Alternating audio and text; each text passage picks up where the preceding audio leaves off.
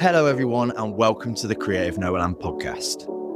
Now, I've always wanted the Creative Noland podcast to be a useful resource for people. So, it seems fitting that on this episode, we're lucky to be joined by an expert in people. Professional thinker, problem solver, leadership advisor and coach, Alastair Gill of Alchemy Labs.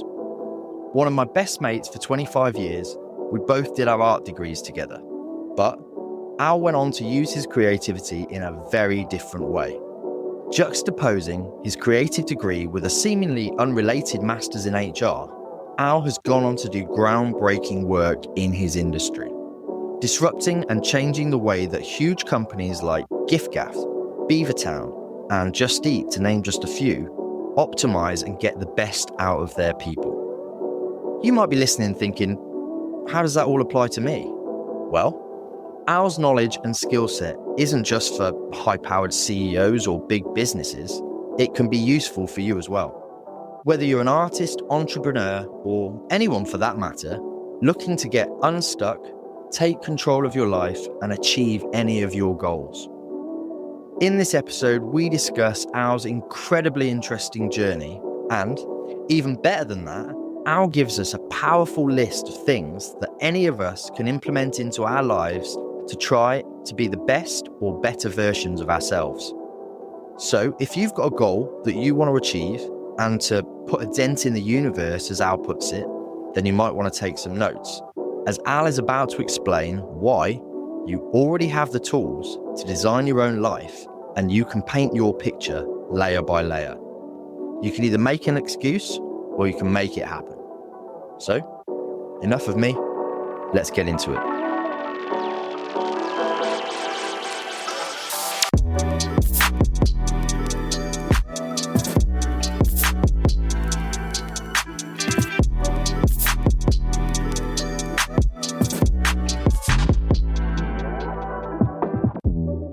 Al, thanks for doing the Creative Noland podcast. That's a good start, isn't it? We were sat here before going, how do we start this? I mean, we've known each other a very long time. We went to university together, so it's almost like 20-something years since we've been friends. And this feels like a quarter century. Quarter of a century. Would you describe what you do as professional thinking? Partly. Yeah, partly. I suppose you could say that. Yeah. Okay, I guess my question after that is, how do you describe what it is you do? Yes, good question. The simplest way to describe what I do is a leadership advisor and coach. What that means is I work with leaders, I work with their teams, and I work with their companies, and I coach them to do many things. Often it's to do with growth, to be more productive, to make more money, to be disruptive, to stand out. That's in simple terms what I do. There's a lot of complexity under the hood, but simple terms, coach leaders, advise leaders. And what has qualified you to coach said leaders? Because let's be honest, we went to uni together and we both did highly creative degrees, but you have taken your creativity but used that in a different way. Yeah, it's pretty mad, really. But until you look backwards, to answer the question, what qualifies me to coach these leaders is the last 25 years of my life, coming out of art school, traveling the world, working for government. So let's go back to that. So you came out of uni and in your mind then, you'd done 3 years of a creative visual communications degree. In your mind, yeah, you're going off traveling, but did you still at that point think, right, yeah, I'm going to go off, be an illustrator, be an artist, be a creative? No, I did not even think what I'd be visually communicating in the future after doing a VisCom degree. I did not. It was literally, I've always done art GCSE, art A-level, foundation degree. I never thought what came next. So I stumbled out of art school with a half-decent degree. And I didn't know.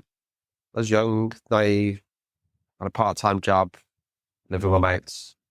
But none of that was gearing going, oh, I've got this art degree. I'm going to pick up a paintbrush. I'm going to start to illustrate. I'm going to start to use the skill sets that I've learned. No, I didn't. To be brutally honest, I didn't think, actually, I'm going to be an artist. I knew I wanted to do something creative. I know I loved illustrating and drawing and stuff. I loved being around artists more than anything. But I also knew there was other things I needed to do. I'd just been with my mates for 15 years doing art and exploring. I knew I wanted to see more of the world. I knew there was more. I knew there was more out there. There's something. Art wasn't pulling me in to go, oh, I do a fine art degree, I'll be a fine artist. Do an illustration degree, I'll be an illustrator. That was probably to do with a bit of the offboarding of university. Just for the layman listening, what do you mean by offboarding? So as soon as you finish the degree, you finish your dissertation, you finish your final show, there wasn't any help whatsoever to go, here's how you make it in the world. Here's how you work in industry. Here's how you get a job. Like when you come out of the military, get you back into civilization. We've spoken about this before on podcasts. A lot of these higher education courses, they get you thinking, go, what's your ideas and da-da-da. But the grand scheme of things, they don't ever show you how to run yourself as a business, as an entity. Yeah, and I think ultimately when I finished art school, I was still in this, dare I say, following my nose, the emergence, open up to discovering the world, knowing there's more out there. I knew I was in discovery mode, looking back at it now. I wasn't, oh, I've got an art degree, I'm going to use that. I was like, what's next? Where does this evolve? Open to inspiration from everybody. Someone had been traveling, showing me her photos. I was like, yeah, that's me. Let's go. I was just seeking adventure, seeking fun, and love being among friends. But I knew there was, I guess, the essence of an art degree is research. The essence of like, go and see shit, go and see the world, go and do stuff. And I was like, wow, I need to do this. Looking back at it now, retrospectively, I wanted to see the world, wanted to travel, wanted to spend more time. Best mate. It's like, no brainer. And I was just looking back at it now, you'd call it an emergent strategy where you just, yes, man, you try everything, see what sticks. No way was I going straight into working as an illustrator. I knew there was more I needed to do. I didn't consciously know that, subconsciously. But like you say, in hindsight, knowing you're in discovery mode and it's about the inputs that you were giving yourself. I was like, yeah, that's enough. I've done this now. I'm off. But I didn't know what. And I was open to ideas from whoever was in my vicinity. So do I work as a full-time waiter? Do I do this? Do I do this? I saw loads of people finishing university and jumping straight into great jobs. I just followed my nose and see what opportunity was presented in front of me and said yes, and just didn't really listen to everyone who was trying to tell me what to do. I just had a bit of fun, very laid back at that time, as you remember, very chilled out. So it gave me, there was no pressure on me to do anything. And I wasn't even the best time. It's probably the only time in my life I wasn't putting any pressure on myself to do anything. You're young, you got a whole life ahead of you. I'd already done one more year of degree than most. We had to do a foundation. I'd worked for another year after art school to have some sort of way of making money to pay for traveling. And then just trust the universe, see what emerges, go see stuff. What sort of impact do you think, I mean, we can't go to every location that you traveled to, but what sort of impact did you come back with as a result of you doing this traveling? And where did you go? What did you see? We don't need an itinerary or breakdown, but is there any key moments that were important in that journey that made you come back and reconsider situation? Yeah. So essentially traveled all the world, around the world for like about a year and a half or so. South Africa, Thailand, Sydney, all that sort of stuff, Australia. So the biggest moment was when I got back and had no money, no job, no car, back in with my parents at a curfew. And I'd had the freedom to travel the world. I had nothing. And that's when I really dawned upon me. It's the wake up for me to go, oh, fuck. You got to earn. You got to make money if you do stuff. You're no longer got student loan. You haven't got a bursary. And I learned this traveling. So when the money ran out, you could either work, no one else bringing home, or you go home. Some real core lessons to that. If you want the fun to continue, you've got to pay for it. So whether it's scaffolding and sitting in the Blue Mountains with some big Maoris, or whether it's being chased by brown snakes on a pepper farm while picking fruit, like you do what needs to be done. You can no longer ring dad for some money or slap it on a credit card. If you want the gold, you've got to do the work. So those are the big moments, not the places I saw. They were, lovely inspiration. It's the moments that started to shape me. And this was like a bit of a factory for me. The chilled out, naive, young artist didn't know how the world worked. To suddenly, oh shit, work ethic. Oh, okay, I've got to earn. And then coming home and be like, oh wow, you've got the rug pulled from under you. I met my wife while I was traveling, so I couldn't just go back traveling again. you have to start thinking, how am I going to make money? How am I going to pay for this? No one's there to help me. There's no loan. I'm out of the education system. Don't want to do waiter anymore. You then have to start thinking, how do I pay for this life? And that's a key factor, isn't Massive. it? Not only the paying for your life, but also meeting Abby while you were traveling, right? Yep. Key moments. Wasn't planned, obviously. It's sort of like, wow. As I say, yes, open to, you go traveling, go finish uni. You don't know what the university's going to deliver. You go, you're open to ideas, you see things. I think there's, that is probably one of the most creative things I've done. Just, it's not the producing, it's the sort of the processing, the seeing stuff, being inspired by stuff. It's the best part. It's actually the best thing about art school. Is going to the galleries and seeing other people's work and flicking through the catalogues and doing stuff. It's not. You preferred that to the doing? A little bit. The doing was always sort of like, I love the doing as well. But if I had the choice, I think that is the inspiration I love. I know they come hand in hand, but that's interesting though. It's knowing what you do now. Yeah. I think almost helping other people, businesses, leaders grow, build. But that's, you were more, rather than the doing, the creating and stuff, you enjoyed the research, the story, the viewing. I didn't at the time, actually, flashing back to art school when I threw my toys out the pram because they were forcing us to have a pile of sketchbooks of every single size and do all the research. And I just wanted to do the final piece and move on because I had the idea and I wanted to produce. Had the idea, got brief, had the idea, just wanted to crack on. So there was something at art school that changed me to go, no, you need to have a 6-foot high of sketchbooks off the floor of all sizes from A6 to A3 with loads of research, loads of justification. But it's interesting that so I learned to love both sides, actually. I learned to love the research and the execution. I was going to say, because knowing that obviously you've gone into a more thinking-based role, the research element, the building the sketchbooks, the thought behind it, rather than actually the execution of you having the final piece in your brain. Yeah, that's probably quite an evolution of me as an individual, because these are always a bit of a juxtaposition of the two, the thinker and the doer. The thinker can overthink, the doer can just do things that don't need to be done. So this is where I was learning these are on a continuum. You need to play both off each other. There's times when I've just executed stuff and got shit done and got it shipped and it's been wrong and it's mistaken. There's times when I've overthought stuff. But this was the moment when I started to realize there's two parts to this. And actually, sometimes I can be doing all the thinking, doing all the research. Sometimes you need to go into execution mode and just get shit done. But actually, that's what the art degree taught me, is that just do the thinking, do the research, get the work done. And find your sweet spot and figure out how much thinking you do need to do.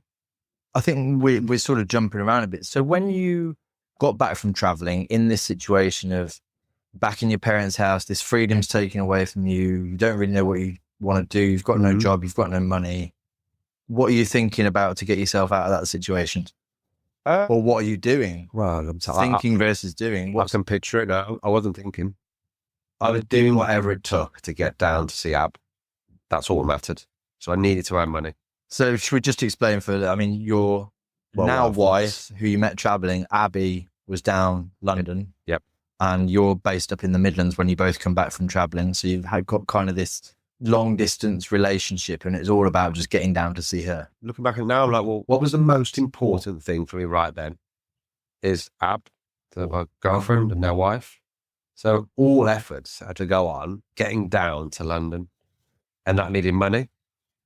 So you just do what it takes. That's what traveling taught me. Not sitting there going, oh yeah, I need to start doing some, whatever my degree was. Make the money, make it happen. So I just traveling, I think Ab was a recruiter. My mate already was a recruiter and it sounded quite good. So I just did that, left bang on 5 o'clock, jumped on the number 9, straight into Birmingham, jumped on the National Express, straight to Victoria, jumped on the tube, back to Uxbridge, spent the weekend with Ab. And that was my life for about a year. Looking back here now, it's a really good skill to have, to feel like, know what's the most important thing to you right now and spend all your time focusing on it. I didn't give a fuck what else was going on. I didn't pine why I wasn't in South Africa anymore. It's like, Ab, get down. Everything else is a means to an end. See what emerges. Like, this is important. This is fun. Trust my guts. Make it happen. See what emerges. And if it works, it works. Doesn't, it doesn't. Don't overthink it. Know what's important. Go and do it. And yeah, that was my year. But most people say it was fucking sorry existence. Otherwise, you're back home. No money. It's great to see your old mates again. And everyone's asking what you're going to do with life. And you start to, oh my God, what I'm going to do, but I knew that was important. So I focused on that. And then the next thing emerges, which is work. So she was asking, do you want to move down? So I did.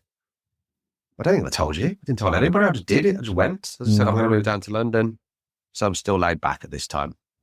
Traveling mentality, worry about the next city. I don't enough money, next city, keep it going. One step at a time. This is a really good approach. Just worry where your feet are, not what's happening next. But that was me then. I moved down, living with her, and she's like, you need to make money now, Al. Honeymoon sort of season's over. This is sort of fun. You need to make money. And it's bloody expensive down there. It's not like round here, where we're from. It's serious cash. And you're like, and this isn't swanky stuff. It's just everything's suddenly so much more expensive. So you have to step up or step out. So I thought, what do I know? I was pretty shit at recruitment. Oh, I do art. I've been traveling. I put 2 and 2 together and started doing some paintings. Got down Camden Market, started selling them 5 o'clock in the morning. Got the door for free. Sold a few. Wasn't really rewarding. Didn't pay for the rent. Realised I had to start thinking a bit differently. I need to start thinking, how do I maintain this standard of living with Ab down in London? Luckily, she's a recruiter. She got me a job in local authority, Hillingdon Council. But the passion wasn't there for the art.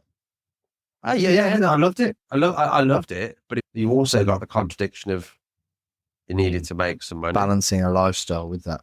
There's no funding. I'm not living with my mum and dad anymore. I've got to contribute to the rent. I'm not going to live off Ab. But I did fall out of love a little bit with the commercialisation of me painting stuff to sell, and then people are coming around and looking at umming and ahhings. I probably could have pushed it a bit more, waited a bit longer. And I was like, okay, I'm just painting what sells. Okay. It's not selling like I want it to sell. I haven't got time. So just quickly moved. I was like, I'll get a job. I was like, oh, that's easy. I was just working with local authority, HR, probably quite good at that because it's different to recruitment. And then everything started to change.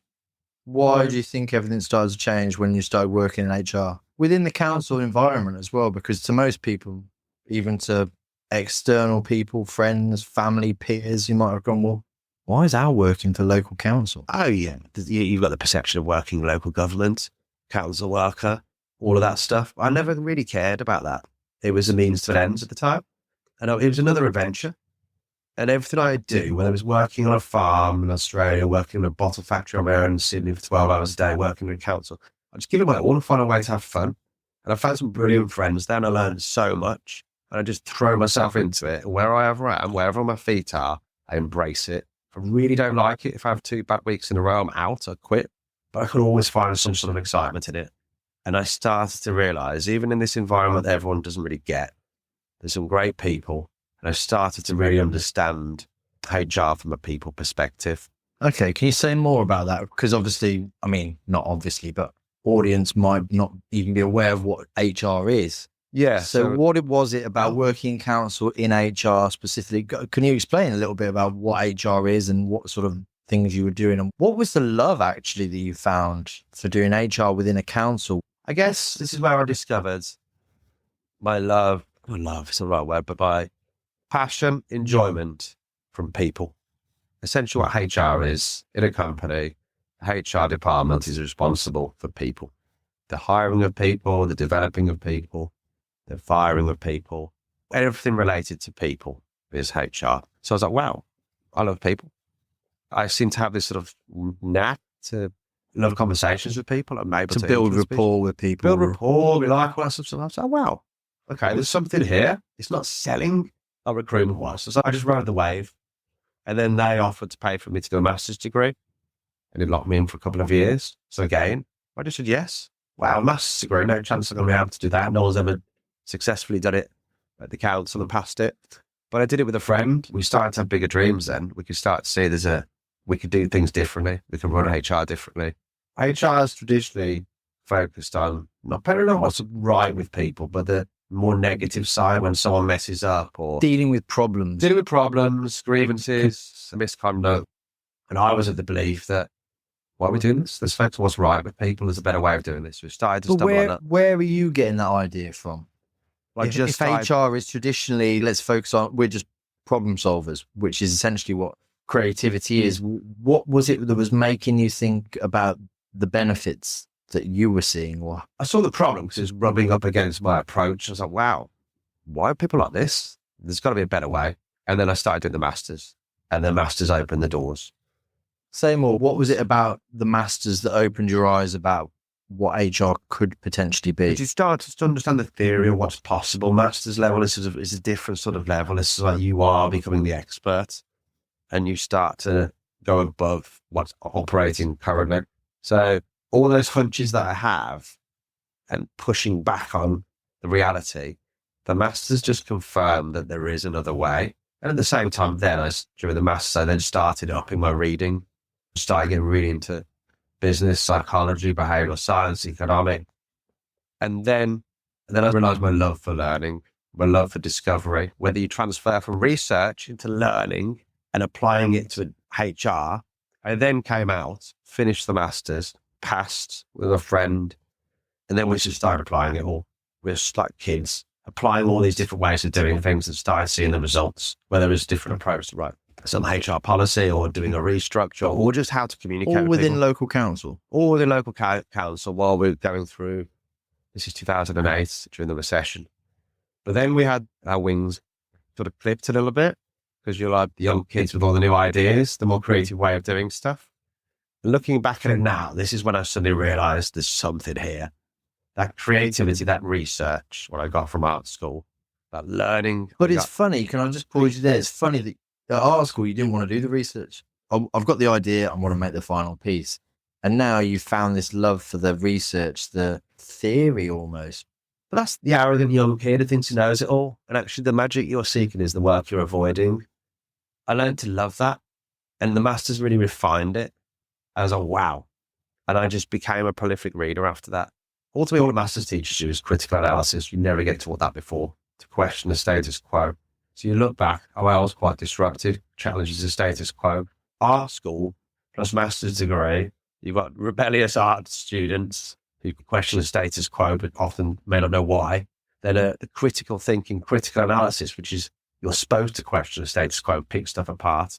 And then you go into reality, but then you have the ideas. You're not then going, this is wrong, this is wrong, this is wrong. You go, this is better, here's a different way. And is that where you think your background in creativity helped you? Yes. In developing ideas, solutions rather than... Yes, that natural approach of tackling creativity is just about solving a problem. There's a piece of art, photograph, there's a movie. It solves a problem. It delivers value for somebody or something. So whether you're solving problems in a physical way or sort of just a verbal way, I suddenly started to, I didn't think about it. I just went with it. But looking back at it now, it's like, wow, it gave that art degree a bit more meaning, how it could be applied rather than just being, oh, you're the wacky artist who went traveling. Okay, what are you going to do with an art degree in the commercial world? Did you find that a little bit? Did you feel like your art degree was a little bit redundant? Yeah. Until you saw this almost correlation between the two. I love that. I think looking back at it now, I love the underdog because you don't get the attention. Even sometimes being from Birmingham, natural underdog, art school, council, going against the grain, not care what other people think, all these different things. Yeah, it's easy. I guess it's easy to see these correlations and patterns in hindsight. Yes, but I think what happened ultimately is that I was forced to learn on how to apply the skills that I found natural. So the creative skills, the art school skills. I didn't care what other people thought about doing an art degree. I was just focused on what's right in front of me. And then looking back at it now, things just started to emerge. There wasn't some deliberate plan. Would you say you've opened doors for yourself in that respect? Yeah, I think that sometimes the doors get open, but it's your job to just slam your heel in and get the door ajar. And then sometimes you've got to.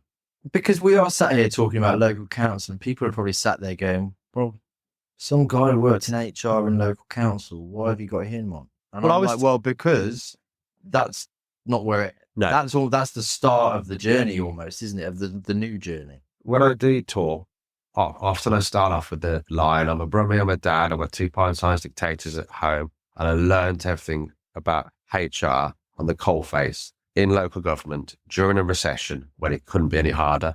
So this is sort of my social proof to go, actually, I've done the real tough stuff in HR. I've got the art degrees from a creativity point perspective. Without those, I would not be able to do what I do now.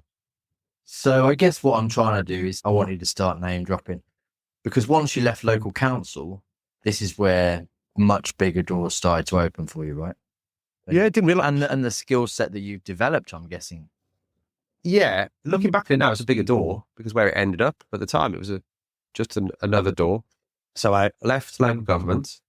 I remember writing something down, like why I wanted to leave, what I wanted. Everyone was telling me I'd never leave. What did you write down? I want to work in a company that invests as much in me as I do in it. And I was on the balcony in our hotel in Ibiza where we'd just taken Matilda, one of her first holidays. She had a daughter. She was 2.5. And I just wrote it down. I go, this is what I'm after. Got back. Someone called me, quite a junior job, first HR hire in a startup-ish company. And everyone was telling me you'll never leave local government. You'll never work for a big corporate. Your CV's tarnished. You got an art degree in local government and a big gap when you went traveling. The CV's not perfect. But I didn't care. So I went for it. And what was that? Oh, it was giffgaff. So it was a small little mobile firm. I hadn't even heard of them at the time. I had to Google it. And I was in a serious HR meeting where we were just about to fire somebody. I was in a suit. I had to run out of that meeting, walk into this office that blew me away, which is all sort of, dare I say, lava lamps and beanbags and cliche startup.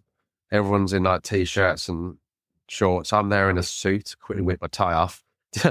And everyone's on laptops, completely different environments, more like art school than the corporate world. About 30, 40 people there in Uxbridge, in a let office above Hertz, the hire company. So they were quite a 5-6-year-old company, new mobile phone, trying to disrupt the mobile market, do things differently. Because as we sit here now, everyone, giffgaff is a household name, isn't it? But can you just give me a little bit of a timeline? How long ago is this when you first went into giffgaff? So people can get a... 2015, early 2016, I started giffgaff. Yeah. 10 years ago. So I walk in, the one thing I do at every interview, or wife tells me sometimes, I over-prepare, I over-research. I'm putting the most prepared person in an interview because I care. I was like, this is my chance. This is a chance to get out of the council. And I've done this through my life. If there's a window of opportunity, a slither, I will take it. I'll do the work. I'll be up all night. I'll practice all the questions. I'll do what it takes. I'll work harder than anybody else because this opportunity won't be given to me again. And I look like an idiot because I'm in a suit. And I walk in, interview with the CEO. His laptop's on a couple of books. We're sitting in an interview room. Tough questions, but like my passion just shines through. He saw a way. I was the first people hire, HR hire. Wanted to do things a bit differently, what fit in with a disruptive company. And it just serendipitously lined up with my belief system around the future of HR. All these things that you've been learning, there's a better way trying to implement in local council, but maybe being shot down. This was the place. This was someone just going, this is a gift horse. This is like, wow, you are now getting to try all the things that you believe that someone's going to go give you a shot. Yeah, we don't want HR like HR. We got to do things differently. We don't. So what does that look like in giffgaff? Tough without me taking like most of this time on this podcast, but it's essentially giffgaff was a disruptive growth business that needed to make money. It needed to do things differently and rebel against the status quo of what mobile networks were. To take you back to 10 years ago, mobile contracts, they're like, you pay 150 quid a month, you come back from holiday. It was just archaic, a bit like how banks were. So they needed to do things differently. And giffgaff realized they had something special, like all startups do, all companies do. They have an idea, they find the product market fit, they go out to customers love it or hate it, then they start growing and they just don't know what to do. So they have to start hiring people, and they start hiring more and more people. So it's like a club filling up with more and more people. Then suddenly you don't get to catch up with those people anymore. So suddenly you realize, actually, we've got something special here. They used to call it the secret sauce. There's something magical happening in this room that nobody else can emulate. And that isn't the product, and that isn't the technology, and that isn't the marketing, and that isn't the brand. It's the people. People define a company. Good people, bad people, communication. Every problem is a people problem. So they knew this, but they didn't know what to do. So they needed someone to figure this out on the fly with them. And that essentially was my job, to go, actually, how do we build? We were building a better mobile company. We're doing stuff that nobody had ever done before in mobile and technology. No contracts, no contact centers. This is a while ago, and completely disruptive. So you'd expect it to behave differently under the hood. So from a people perspective, like you just start questioning how you do recruit. I'm not going to go to the boring HR stuff, but you simply create an environment where people can do their best work and get out of their way.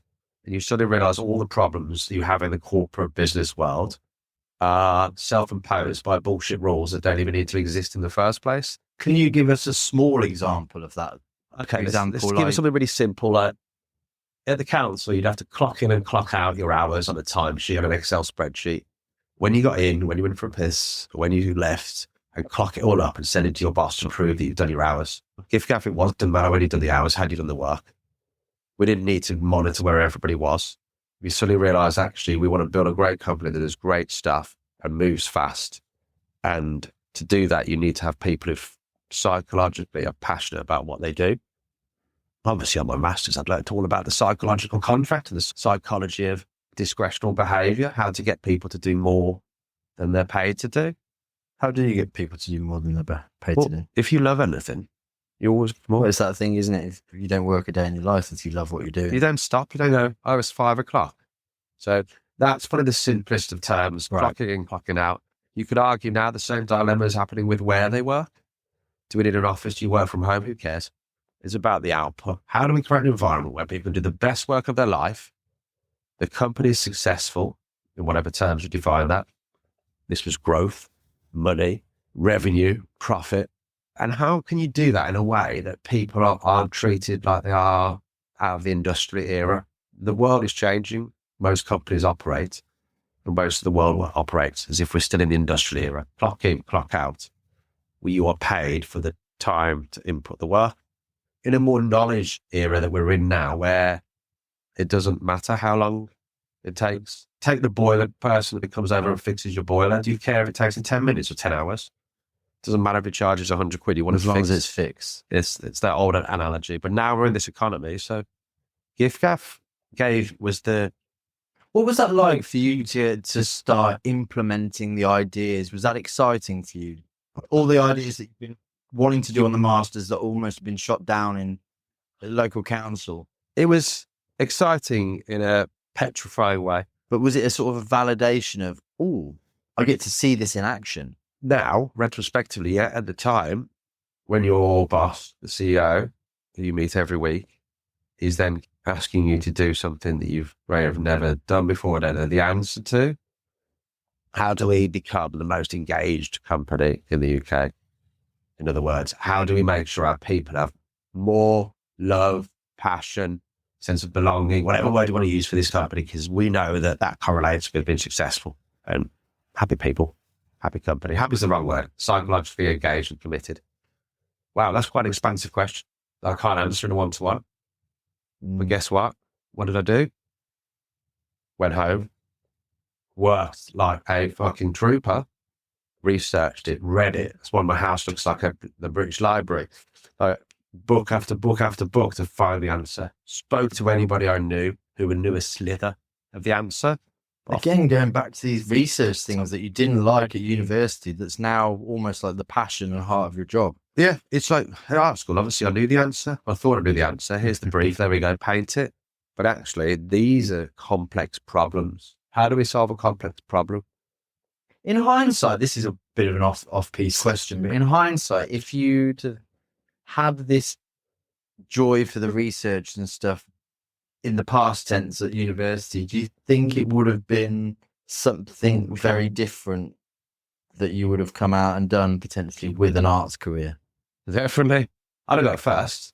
And that first would have probably opened some different doors, and I probably would have done a master's in art, ironically, which my HR degree was, and probably gone down more of a pure art route, maybe. But that's the butterfly effect. That's the fork in the road. It's the ripples. I wouldn't have changed it for the world. But it's so beautiful looking back now and joining the dots. You know, wow. All these random detours that seemed illogical and random at the time, it was just my gut going, lead into it. Let's go with this. Makes sense. And are so beautifully unique to me now. Just the art degree, masters in HR. These are We know in art, the juxtaposition of two completely different things can produce something completely beautiful.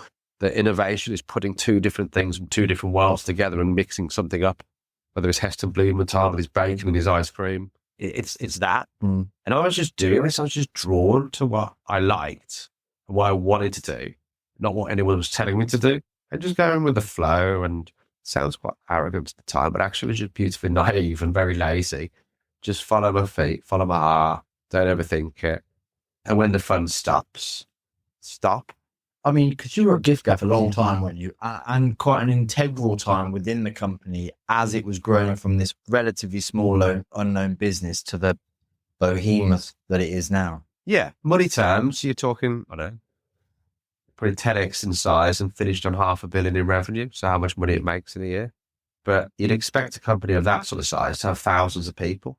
We've still had like 200 because of the research we've done around Dunbar's number. This professor from Oxford who says that groups of people, once they go above a certain number, become inefficient. So we built a lot of giffgaff around small little groups. Teams shouldn't really be bigger than a 5, any more than 5. A committee can't make a decision. Companies shouldn't be that much bigger.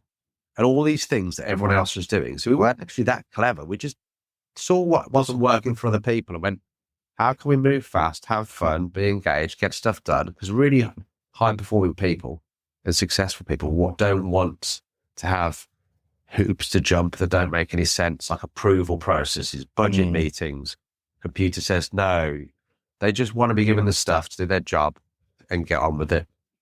Like parents, you don't have to cotton all the kids. You've got to create the boundaries, create the environment where people can do their best work. And that's the kind of stuff I learned. And I now take that to how do we create the ultimate environment for individuals to do the best work, teams to do the best work. And if you play around and think with this, you can stop operating like a local government or a corporate company, and you can do your best work. But I know what you're going to ask next, but it comes down to being creative and being able to go against the grain. And most creatives like to go against the grain. I remember at art school, it's why everyone dresses in their own quirky in the own unique sense, because they want to go against the grain. They want to be ahead of the trend. They want to capture the zeitgeist. They are the zeitgeist before the trend. See what goes big, you look at what happened in an art school. You see what the trend, what's coming next. So you're suddenly like, oh, wow. I was taking this into the world of work. So I was comfortable being uncomfortable. I was comfortable trying things. I was lucky enough to have the permission to try it by reporting straight to the CEO. So he didn't have to micromanage me. And when you say in a massive company that's got thousands and thousands of employees, that probably wouldn't happen. No, it wouldn't happen. It wouldn't happen. In local government, you weren't even allowed to talk to people above your level, not in your department. Really? It's just, you don't go and speak to the head of planning. And it's just, oh, wow, this is like industrial era way of working. Archaic, like you say. Everyone's following the plan. No one's questioning the plan. So I did rub up a lot of people the wrong way. In council? Everywhere. Really? Because when you start asking questions, no one likes questions. Why are we doing this? I asked the team why we're doing something. They've been doing it for 7 years. Don't know why they're doing it. Don't know what it's for. It's just, wow, it's madness. You ask questions. You want to get to the fundamental truth of the problem. Because I want to get to the truth of the problem. I want to solve the solution. But some people just want to clock in, clock out. That's fine. No criticism there. I wanted to do HR better, build better companies, design better lives. And actually, that's where the art school comes in. Design, the beauty of design. And ironically, one of the things I sell is design thinking. The stuff I did naturally, now sell that into business. What was the catalyst for you, and how long were you at giffgaff? And what was the catalyst that went, right, I've done my time here, it's time to... So I was there for 5.5 years, which was probably a career's worth of work. So I was like, it's like dog years. The stuff you get through in that time.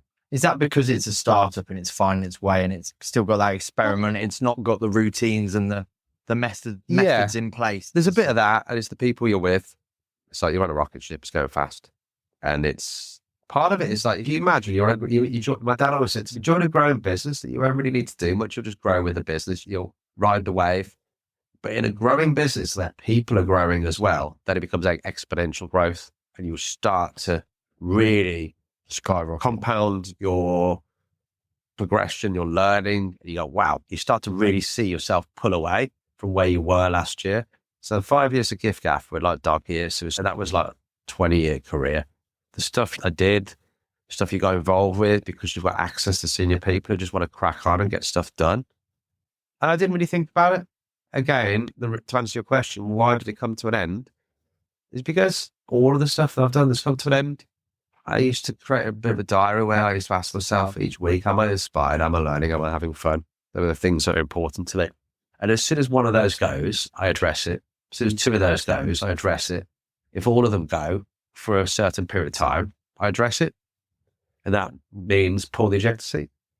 And sometimes when you're growing at a growth company, you may outgrow the company. If you won't outgrow the company, you can either coast and do things with your eyes closed or go on to the next adventure. So in what way did you think you outgrew giffgaff? Well, most companies go through what you'd call like an S-curve of development. They grow really quick and they plateau off and they have to come up with a new product and go again. And giffgaff was getting to the point where you are pretty big. People are paying more attention to us.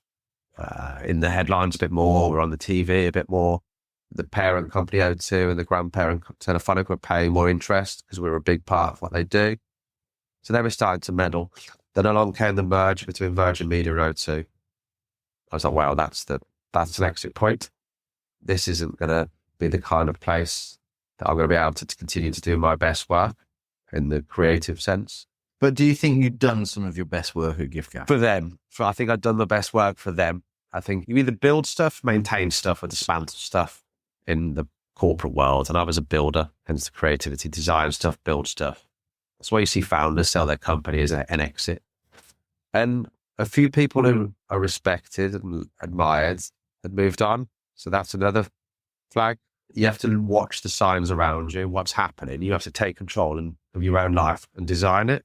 So I was like, whoa, it's really hard to quit a job that you love.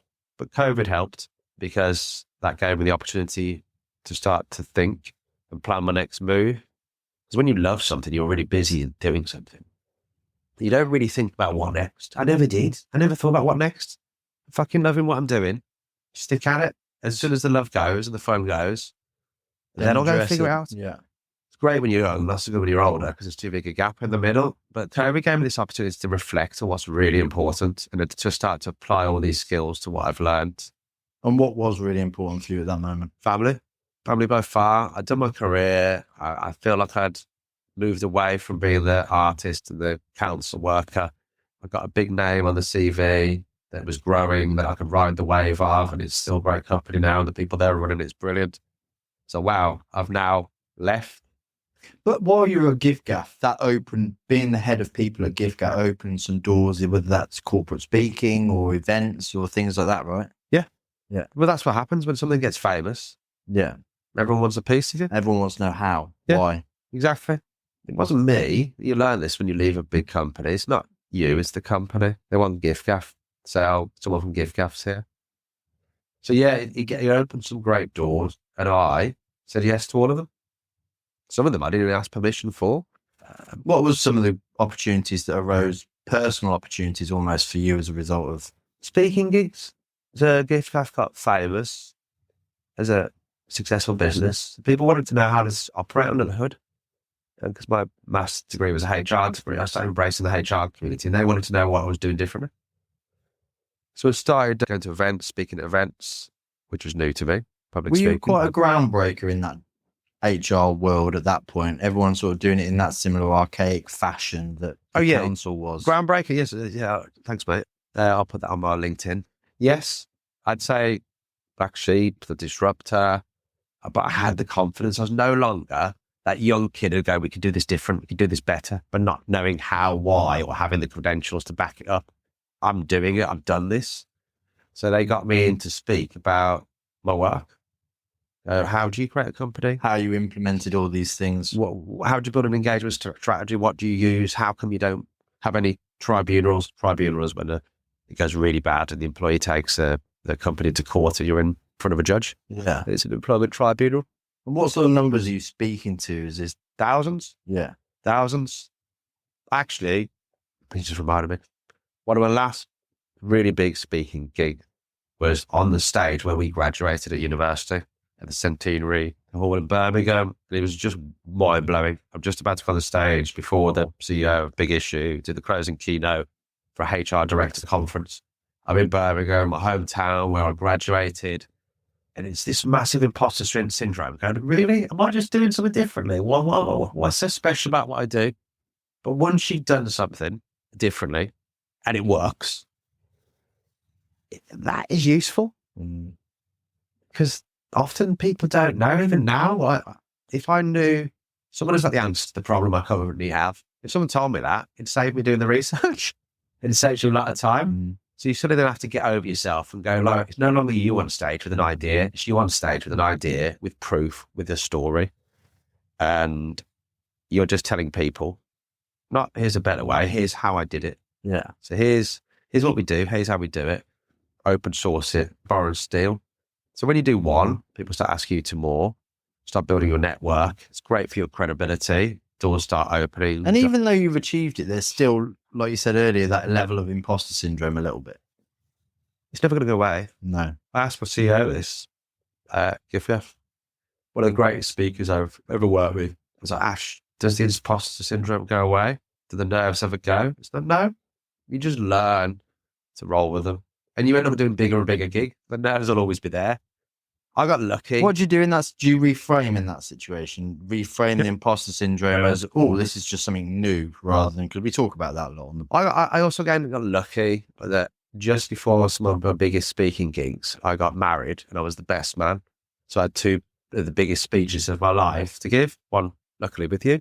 So actually that was, if you can do that, you can do anything. Yeah. And that's a group of your friends. The best man speech was like one of the hardest. If you can do that, you can talk to a group of people who are never going to see you again. In a small room can be more complicated than a big room because I can see your face, come into expression, or your body language. Room of thousands of people. But our best man speech was still probably the greatest speech. Exactly. So on the back of that, speaking gigs are no problem. Yeah. So yeah, I did a year of them. And like you say, you do over prepare for everything. Yeah, I would say over prepare at the last possible minute. So why the last possible minute? I never knew why. That was just me. Yeah, leaving everything to the last minute. So I was the last to do this, the last to do that. But I always got it done. So people always say, if you prepared more, practice more, you'd probably get better grades or you have so much potential, all this sort of stuff. But then I realized I needed to use that. And actually, the more and more I researched into it, I use this in my work now, that anything important that can be delayed should be delayed until the last possible opportunity. So if you're doing a presentation, doing it early would be logical and getting it done, tick, done. But John Cleese has got a beautiful book about this, really, really short book about creativity, and just leave it to the last possible minute because you're maximizing the opportunity for ideas. And often an idea comes to you at the last moment. So there's something I've learned to embrace my natural approach to laid back last minute Joe. And actually that was something that was beautifully useful for creativity. So what I do now is I deliberately don't give myself enough time and I'm slightly out of my comfort zone. So I'm slightly out of my comfort zone. Performing under pressure. Yeah. So I deliberately put myself out of my comfort zone in regards to, can I do this? Feels a bit uncomfortable. Could break me. Like, oh, this is easy. And not enough time. It's called Parkinson's law. So your work will fill the time you give it. So without going to that. So, but looking back at that was just natural creativity. Last minute, turn it in late. Imagine if you had more time. Turns out if you have more time, it wouldn't be any better. You'd procrastinate more. Yeah, I'm sure they did some experiment where there was a art or craft teacher that told one half of the class they've just got to produce as many pots on the potter's wheel as they possibly can. And then they told the other half of the class, you've got to produce one incredible pot at the end of the season or end of the semester or whatever it was, if we're talking in American terms. And the quality of the people that produced was far higher than the ones that sat there and ruminated on, oh, I could do this and I could have this curve in the vase and I could have this. Spot on. I think essentially and it's also that hands-on, by doing over and over again, you iron out the mistakes that you made when you first put some clay on a pot. Yeah. If that's the analogy we're going to go. Yeah, exactly. I think reflecting on my career, I think what I've done is unpick creativity and unpick, research it, prove it, justify it, and create a method for it because it's what the business world needs. It lacks creativity. So I think I've spent a lot of time researching what I and you and anyone who went to art school, it just naturally does. Leave things to the last minute. How they come up with these creative ideas, the thinking, the research, the sort of mulling over, the chewing over, all these things that are surprisingly in an art school, everyone's like, oh, this is how we operate, this is how everyone behaves. You suddenly step yourself into a different room, a corporate room, a business room. They are, I guess, at worst frowned upon, at best desired, because it's the one thing that you don't often associate business with being creative. Big corporates are being creative. So how does that creativity translate then? Did you have a plan as such when you left giffgaff, or was it again one of those things I'll just follow my feet and see what happens? No, this is where you've got more at stake. I've got kids, I've got a house. You can't just follow your feet so much. And yeah, because you've got Matilda and Rowan at this point. Yeah, 2 kids, got a mortgage. So you got to go, okay, well, I still need to have a bit of jump and the net will appear. It's one of the best advice I've got. When I was leaving, leap of the net will appear. Thanks, Robbie. And also have a bit of a plan, a bit of an idea of your options. And this then comes back to now I've done all the psychometrics, the creative strategists. You're just weighing up all the different options. You're doing the research. So what were your options when you left Options giffgaff? were go work for a bigger company, become a people director in a bigger corporate, be a consultant, work for another consultancy firm, set up on myself. I started mapping out all the things I could do because suddenly you're in demand. Like you'd map out your final piece, map out, it's like a strategist does. Here's all the options on the continuum, what I could do. And then I just started thinking about them and just started, lockdown made it hard to test some of them. But I knew then I wanted to leave because I'd seen what was next. Were you putting this research skill into place again around your options? Again, your research, strategy, creativity, whatever you want to call it, it's the same sort of thing. You're seeing what's available to you and picking the best option. That's interesting. The best option for you. It's quite liberating. You can see where your backstops are, what you can fall back on. And then you have to take a leap of faith. And what was your leap of faith? Just quitting with 6 months worth of money. And the plan was just see what came next, start reaching out to my network, telling them what I'm doing. And as soon as you tell them what you're doing, they go, oh, you don't work for giffgaff anymore. Oh, can we have a conversation about this? And that was my hypothesis, and that sort of worked. So who was calling you up? Well, it seems quite serendipitous at the time as if it was planned, but it wasn't. It was like, when you're working in a big company and everyone wants your advice, you don't charge them because the company's paying you. So it's constant free advice, free dinners, free consultancy, free mates calling up, can you help? As soon as you quit, it changes for the better, for the worse. People then go, oh, you've quit giffgaff. And hopefully they say, oh, can you help me? Yeah, cool. So I had a call from my old boss from giffgaff, Tom, who was one of the founders, brand director. And he was like, what are you doing now? What are you up to? Do you want to meet my boss? And he was at the brewery, Beavertown. And I was like, yeah, cool. Again, what I did next, went to research mode, research Tom's boss. I knew who he was. I knew who knew him. I spent time, did some research, started thinking about it, going, this is a window. This is a door. I'm going to take it. And Beavertown, again, a brand now most people, especially in the UK, will know. But at that point, trying to compete in a huge alcohol market. Yeah, massive. Like you've got Brewdog have, I suppose, opened the door first. And they went particular paths. And then Logan set up Beavertown and did it in a slightly different way, different approach. Good beer. Great beer, actually. Going to do well. The product's great. Company's great. And then again, got to a similar sort of size. So when I met Logan, and they were at a stage where they had, similar to when I joined giffgaff actually, which if you start a company, you don't know if you're going to be successful. They call it finding product market fit. Same as an artist, you produce some work, you don't know if anyone wants to buy it or not. And so that's what happened with Beavertown. They got to the point where, wow, we're pretty big. And so they were so big, they were at the point where Heineken got involved, and Heineken had just bought half of their business. Wow. Which enabled them to build their huge, ridiculously big brewery in Enfield, which enabled them to grow even quicker and faster. So they're at a pivotal stage. Tom has been there for a few years, building the brand. That's what he did. Brilliant. Probably one of the best brand people I know. Absolutely phenomenal. What's his name, sorry? Tom Rainsford. So Tom built giffgaff's brand. That was him. He was one of the founders. He was the guest. He was the brand. Yeah, good looking old of him. I know him, man. Yeah. let me see what I can do. So Tom was building the brand. You have Nicola and a few others building the beer. So that's the product. And again, what Tom realised and Logan realised is often nobody's looking after the people. You're hiring more people, hiring more brewers, like giffgaff, hiring more engineers. And then suddenly you get to the stage. Where is everybody? Why is there so many people? Why nobody's listening? Who's that? Who's she? Who's he? You go past that Dunbar's number. Past the Dunbar's number. Wow. And there's suddenly people don't scale like everything else does. You can sell more beer, open more outlets, get more lorries on the road, technology, fire up more servers, hire more engineers. The more people in a room becomes more complicated to communicate. Getting work done relies on communication.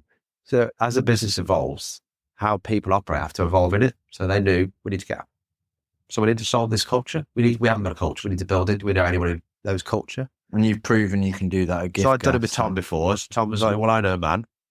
So I met them. We had a couple of conversations. Then I met Jochen from the Heineken side and told him what I know. Was what you were doing at Beavertown the same, similar, or different to what you were doing at giffgaff? And if so, how? Because obviously different products, but is the method still the same? It's similar. This is very similar to an artist to create a new era of work. Can't think of one off the top of my head, but sort of like Van Gogh when he did the Japanese stuff. It's got elements of the same, but it's a different company, different conditions. You've gone through COVID. This isn't cookie cutting. My mentor said it to me beautifully, brilliantly, and he went, "Oh, you need a second album. So you've got to write a second album." How you build a company and how you do all these things are so different now because of COVID. The company's different. You go from mobile to brewing. The world's different. This is just at the end of COVID. Breweries weren't doing too well. Not a bad second album though, Beavertown. Exactly, phenomenal. So it's like, wow, I've got Beavertown on the CV. And just lent into it, go, no preconceived ideas. I've got a load of experience of how we do this, but I'm not going to be, we did this at giffgaff, so we do this now. You have to go in, you learn, you understand the business, the problems, so research, figuring out the fundamental problems, what you need. You're not here to quickly come in and build a culture. You have to go and understand what the problem is and understand the business and understand how beer's made and understand how it all works and how all the teams work. Spot all the problems and spot all the mistakes or spot all the opportunities to improve it. The old-fashioned term is get the barnacles off the boat. So if you want the boat to go faster, take the barnacles off the boat. You don't need to just put bigger engines in. So there's a little bit of that. You go, let's have a look at this. That's an interesting. Let's have a look at how the people system works. Or what's your culture? What are the things we did at giffgaff that could work here, that what you need? And as a company gets bigger, it needs clarity. It needs to be aligned. So everyone needs to know, what are we doing here? Are we just making beer? Or is it extraordinary beer on earth? What is it? What's our purpose? What's our story? Who's Logan? So some people are probably joining and never meeting Logan, not knowing who he is and what he did and what his story and how he created Beavertown. Everyone else knew that. So it was giffgaff. So you have to codify it. But like you say, as the business grows, they just see the successful business. They don't see the Logan in a shed tasting beers on his own going, exactly. Is this even going to work? Exactly. You start to become, we're just making beer. It's the same as every other brewery. Mm. So as you get to this inflection point, as the business grows, I see it's the same as if you had a family. Once you pass 2 kids, it becomes absolute chaos. You have to adapt. What systems do you think that were the most useful that you were helping to implement within Beavertown? Clarity. As you get bigger, you need to be clearer. And that clarity needs to cascade, corporate term. So everyone needs to know, what are we doing? We're not just making beer. Why are we doing it? How are we doing it? So everyone needs clarity. How do you, as the head of people or whatever it is, make sure that everyone has got that clarity? I'm in there. I was going in as slightly different. So the head of people at giffgaff, I was full-time. When I went across to Beavertown, it was through my own company, Alchemy Labs. So I was more an advisor, working with the leadership team. So I wasn't in a full-time job. So I was just advising them on what they needed to do and then doing it because they had nothing. So we started putting the things in place that we know were important when you got to that scale. So even just how you all come together in a theatre style community environment to talk about the business. Some businesses will just talk about charts and numbers and sales. Other businesses talk emotional storytelling, exciting.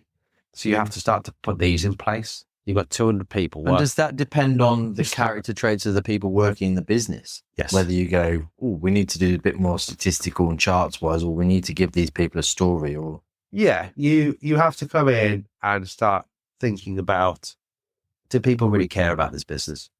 We've got to a particular size. We've hired like crazy. We've only just getting going. Is everyone invested in this as some people are? Not just the founders.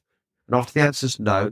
As you get bigger, so you have to start looking at the data, asking people, running surveys, trying to understand the pulse of the business to go, actually, do you know why Beavertown exists? Do you know what's expected of you? Do you know your contributing part to this? And you start unpicking this and getting some data, getting some insight, and you start to realize what are the things that need to be done. You ask the people, really simple terms, you ask the people. You do the research, you find the problem. Yeah, you do the research, you find the problem, ask the people, certain set of questions, spend time with them, you watch, you learn, you go, actually, you play that to the big bosses. Go, look, you want to grow, you want to make more money, you want it to be easier. Well, some of your people haven't got a clue what they're doing. They've been managed by people who don't know what they're doing.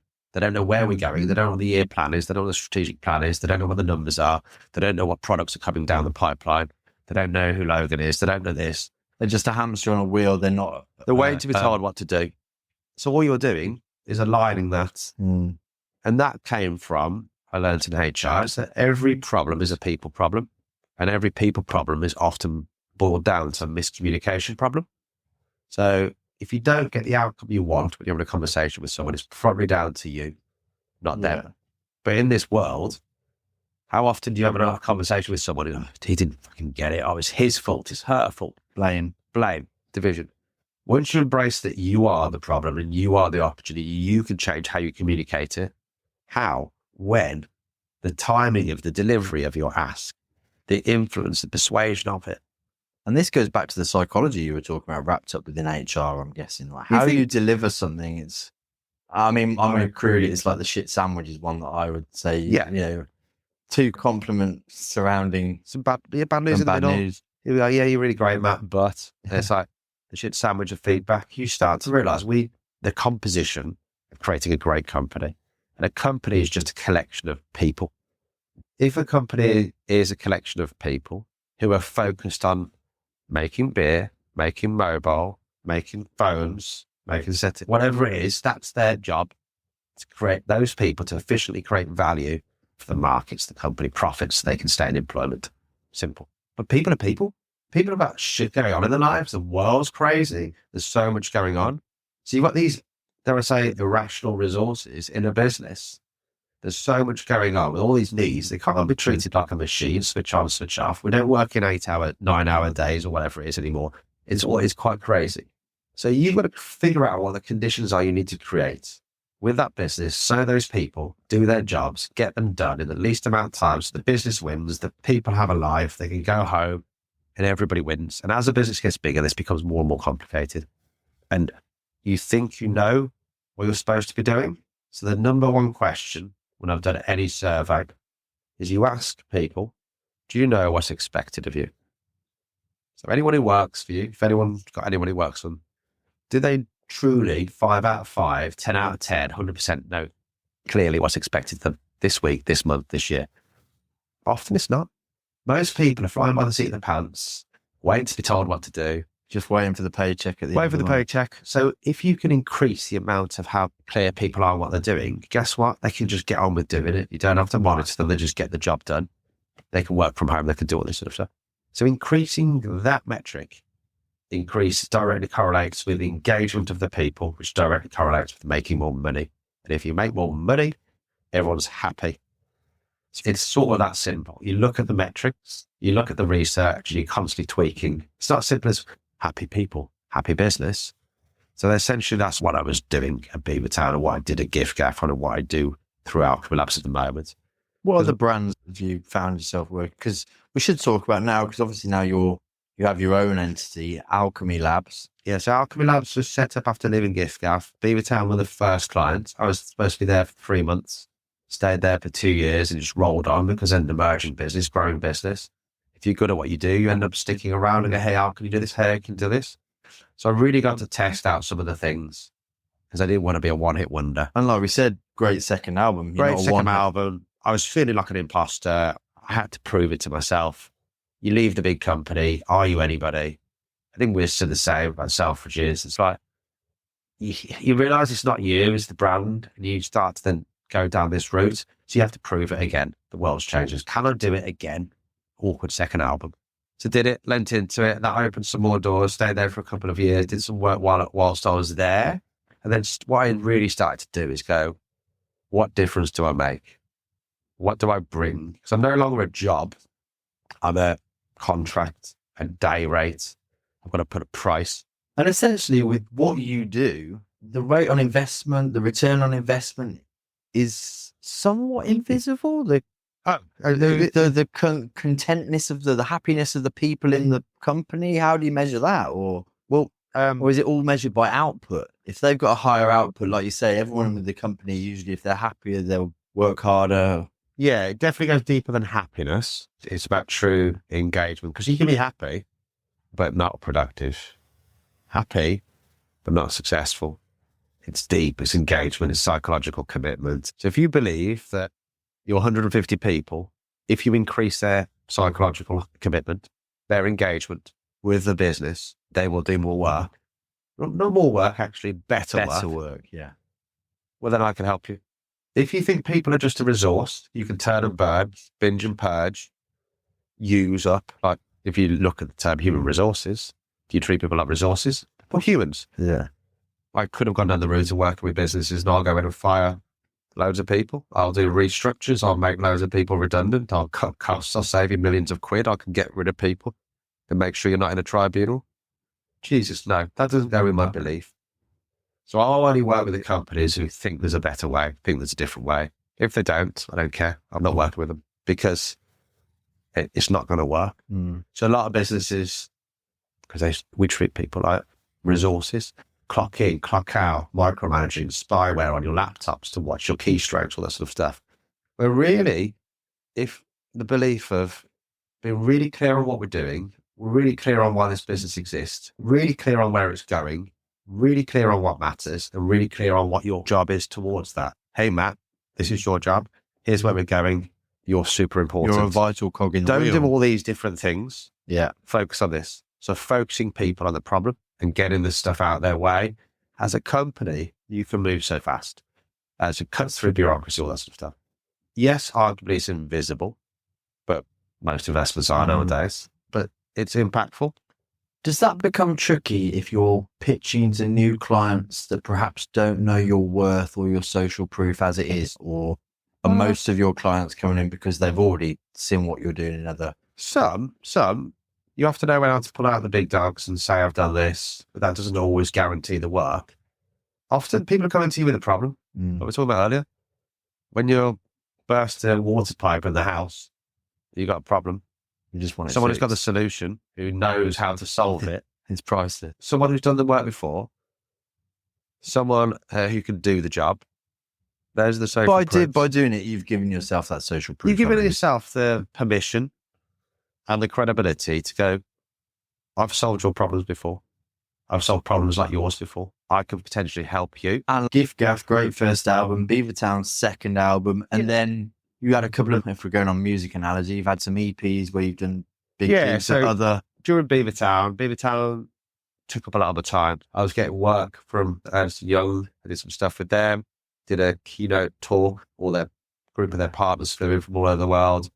And they were staying at a lovely place in London. And I had to do the opening talk and closing talk. But ultimately what they wanted, they had a problem that I had a solution to. They were busy. They wanted to know what the future of work looked like. Give me the tips from what you've learned in all these businesses that are successful and how we need to operate as leaders. So you put everything together. You put all your lovely tracks together from your past two albums and put up a little set list for them, so to say. So I did that. I started working with Just Eat in Amsterdam, Design Thinkers in Amsterdam, and then started picking up some work. Because a core part of my job isn't just corporate work. That's one side. It's the corporate work. You work with businesses. I transform companies, work with teams, and I coach individuals. often the individuals I coach tend to be leaders in teams in companies, and all the problems are the same.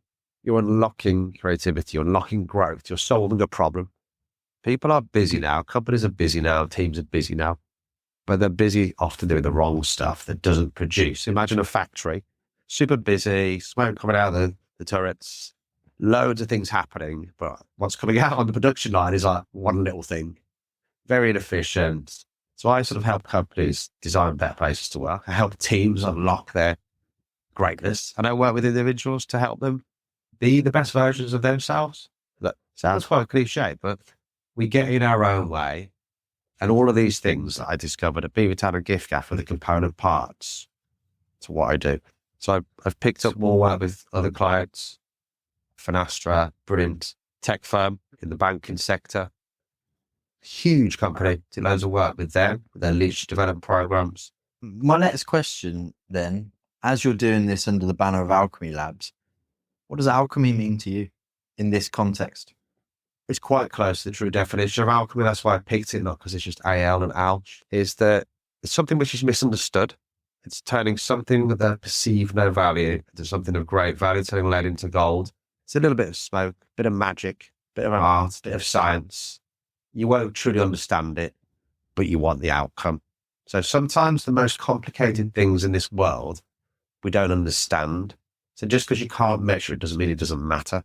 That's how I would say it. Other people would say if you can't measure it, it doesn't matter. Can't remember which management guru said that. So alchemy is that. And I think it's a true reflection of what I do. Is you have a complicated problem. Trust me with the solution.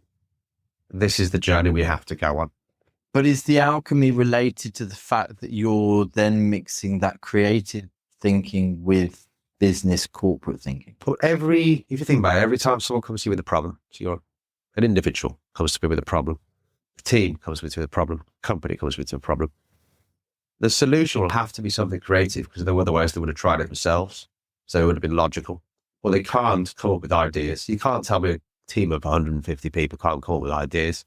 So it's not just let's get a guy from art school could be creative. Sometimes the answer to all of those problems will be a creative solution, but often they already have the answer. A lot of the time, the people who are doing the job have the answer. They're just too scared to share it. All of the work I did at giffgaff, a lot of it was me just crowdsourcing the solution. Say more. What do you mean? Just going out to everybody and getting as many different opinions? Really simply, because giffgaff was a community-based business. So my boss would say we need to be more innovative. So I put a card on everyone's desk saying, how can we be more innovative? And put it on a post box on my desk. By the end of the week, I'd stand up in front of the whole company. And this year is about innovation, about doing things differently, breaking rules, being disruptive. And we're doing some disruptive stuff. And the leadership team have got some disruptive stuff. We want to know what you want to do. Really empowering. Write it down, answer on a postcard, stick it onto the mirror on the way in, put it on my desk, put your name on it if you want, and we'll start playing around with it. And a lot of the work came from that. It wasn't me. It wasn't some idea I cooked up by reading my books or doing some research. Sometimes it was, sometimes it wasn't. Sometimes it's a bonkers idea from the CEO or the CMO or what have you. But you're using the people to test it. You're hive-minded it. You've got 50 brilliant people. You're giving them a problem. You're asking to come up with a solution. Yeah. So creative doesn't mean art school. Creative means like how you think. These are engineers, designers, UX designers, technologists, all are solving problems. So the skills are the same: creativity, problem solving. So using those skills and allowing a business to solve the problem by using more creative solutions, figuring out which solutions are viable and which aren't. So whether you're coaching a team or working with a company, what's the problem? What is the real problem? What Elon Musk said, the fundamental first principle thinking. What's the fundamental truth of the problem? Let's get to that. Not the surface level shit, the real problem. And then let's come up with all the different options creatively, using everybody's mind to solve that problem. And then we will start figuring out what's viable and testing them all. That's how successful businesses operate. And that's how successful teams operate. That's how successful individuals operate. You could say it's scattergun guesswork. In the corporate world, we call it A/B testing or experimentation. But if you're not rapidly prototyping or rapidly experimenting on different things, so if something's successful, a bit like a chat-up line in the old days, if it's successful, you use it again. If it's not, you drop it. Mm-hmm. That's how companies operate. And that's what creates an environment of problem solving, creative solutions, empowering people to move fast. And that's the same as if you work with an individual. How can you come up with more ideas to solve the problem? What's your problem? What are the options we can apply to solve that problem? Let's increase those options. Then let's see what's viable. Then let's start trying them out. Try this, try this, try this, try this. And if it sticks, scale it. If it doesn't, drop it. I took that approach to coaching people, to help people run themselves and experiment and be successful. Does that lead us nicely on to, because let's face it, I think from what I understand of the Creative No Land podcast audience, they're artists, creatives, entrepreneurs, goal setters. Yep. They want to achieve things. Yep. Is there something that we can go through together that might be of not top tips, but a list of things that perhaps audience members who are starting up their own business, wanting to pursue their art career a bit more as a business rather than just a hobby? Yeah. I don't know quite what we'll call them. Al's thinking points of the day. Yeah. I have done a little bit of thinking and I've got some ideas and some thoughts, but essentially that's what people pay me for now. That people, senior leaders, will pay me to coach them on how to be more successful. And well, I'm not going to pay you, but I want you on the podcast. well, I'm here and I'm giving it. Exactly. That's what I want. I want the listeners to be able to. You want it free? I didn't say it like that. I want 25 years of friendship. 25 years of friendship resulting in anyone that listens to this podcast getting some really useful information or things for them to think about, whether they are a solopreneur, a startup company, someone who's simply got an idea of how they want to live their life a little bit differently. The answer to your question is yes, but let me just frame it like this first. So we've talked a lot about my sort of commercial stuff, my giffgaff stuff, the Beavertown stuff, the big corporate stuff. And I know a lot of that may not be relevant necessarily to your audience, but it gives social proof. Because essentially a lot of the work I do now, sort of 50-50, is with individuals directly. So whether it's startup founders, whether it's entrepreneurs, whether it's leaders in corporate businesses who just need to get unstuck. They want to grow. And ultimately they want to find a better way. That's a good analogy, get unstuck. And often it's that we need to get out of our own way. And we know the answer. And ultimately all a coach does sometimes is coach people to get that answer out. Sometimes I mentor and just tell them and go, hey, we did this, try this. So I do a lot of that. So I really focused this on that. You don't want to really know how to build a corporate engagement strategy. I don't think that'll be useful for any of your audience. So in no particular order, I'm going to rattle through some stuff. These aren't your 7 tips to success. Go through them, that kind of stuff. What this really is here's some stuff to try. Here's some stuff to think about. To potentially get yourself unstuck, to just get out your own way. If you're that's one of them. We'll get on to that. Is like, here's some stuff that I wish I'd read at the very, very start to start thinking about, to start researching, to drop into production, so to say, into testing. So perfect. That's what we spoke about this the other day. And you can tell me if they land. You being relentlessly useful. Yeah, exactly. But I think the most important one here is for an individual who's a creative, starting their own business, wants to make the jump of hobby into making money, being successful, doing anything in life, is knowing the price. And what I mean by that is we don't like risk. We want to be safe. Home mentality, stay in a company. Don't leave your local town. It's scary out there. So just be really, really clear if this is for you. Just know the price of the journey you're about to go on. Just know what this may entail. Because we're in a world now where everyone's telling you, oh, it's easy, sign up to this, follow this. Bullshit on Instagram. So you have to be really, really careful of that. Is knowing the price. And what I've written is double check that be really clear on what you want. So you've got to know.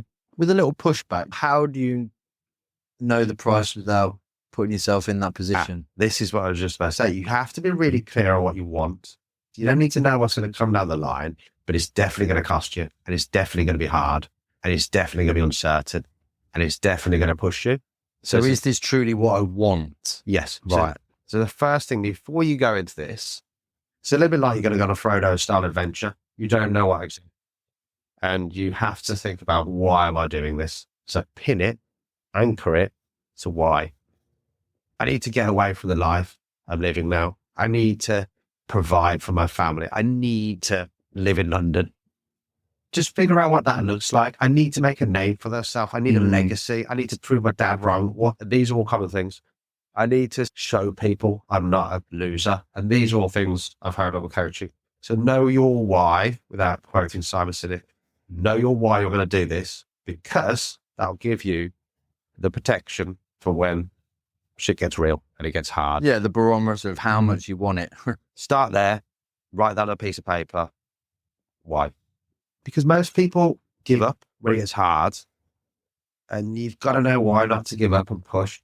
And if it's just because you'll throw the towel in the first hurdle, if it's something you really want to be, make a name for yourself in the art scene or business, put a dent in the universe, people aren't going to believe you. You need to push through.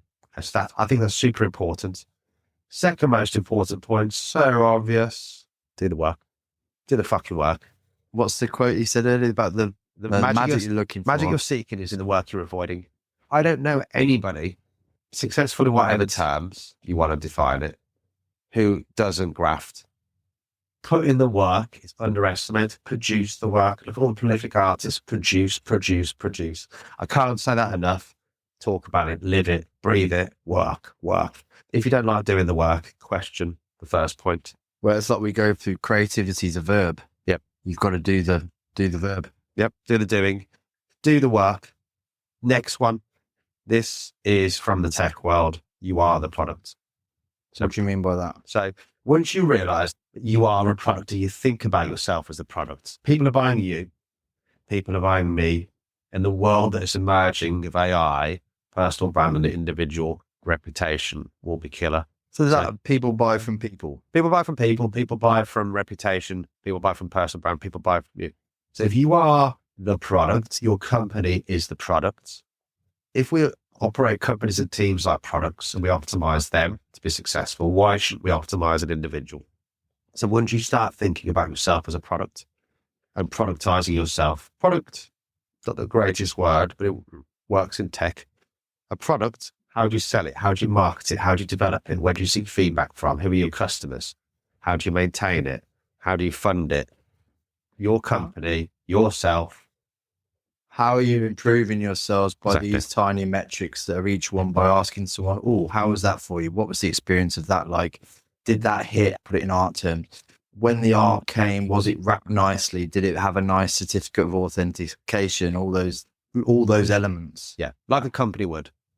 You think of the experiments that Amazon runs and Meta runs, it's like constant experimentation. That's what you said is an A/B testing almost on yourself. So start experimenting. But if you're a product and something's not working, try something different. But thinking about yourself as a product or a company, start operating like a company. Not I produce some work, I sell it. Why do people buy it? Start thinking about how are you developing yourself? How are you seeking feedback? How are you segmenting your market? I think Wiz talked about this. Who's your personas? Who do you sell to? What's your ideal client? Well, that's a lot. All these things is how a company would operate. Just start thinking about yourself as a product. How do you sell the product? How do you make the product? How do you come across when you're selling those products? How, all of that. That's really interesting. It's big, but I'm only giving you the Yeah, I mean, that's for people listening to go away and think of yourself as a product in those elements. Yeah, okay, what does, I've got a small little company and I sell these little jewels to these people. I want to go big. I've got an ambition. I know why I exist. I know what I'm doing. How can I do it better? If I was a product, my business is a product, and think about, even the people who sell products don't think of that the company is a product. First step would be, to make that really easy, is get feedback. Get feedback on yourself, your work, your product, and then use that. Yeah, that's great advice. So it's a rapid prototyping based on feedback. And whether that's asking 150 people to write an answer on a postcard, or you're sending people Google Forms. Yeah. Get out your own way is the next one, or get out your own head. I was playing around with what it is that essentially all the problems I've come up with when I'm working with myself and I'm working with humans is their biggest competition is themselves. Is the imposter syndrome, the overthinking, their fear of failure. There's a reason why people don't like public speaking. It's the greatest fear over spiders and whatever. It's the fear of being laughed at. and ridicule and getting it wrong. So Well, you're showing yourself to everybody, aren't you, there? Exactly. And it's the same now on social media. But once you get out your own way, get out your own head, and you realise, once you realise no one gives a fuck about you as much as you care about you, and no one cares what you think. Well, I can give you the prime analogy. The creative Noel and the social media, me getting in front of camera, doing all these videos, all these things is so new to me. And I watched myself doing it and I was like, cringe. Everyone's going to think I'm a twat. Yeah. And then I had to remember how fast I scroll through social media. Yeah. I see my thing, I better like it. You see exactly. That? So once you realise that nobody cares, which is hard, a bit of pill to take. Yeah. But it's freeing.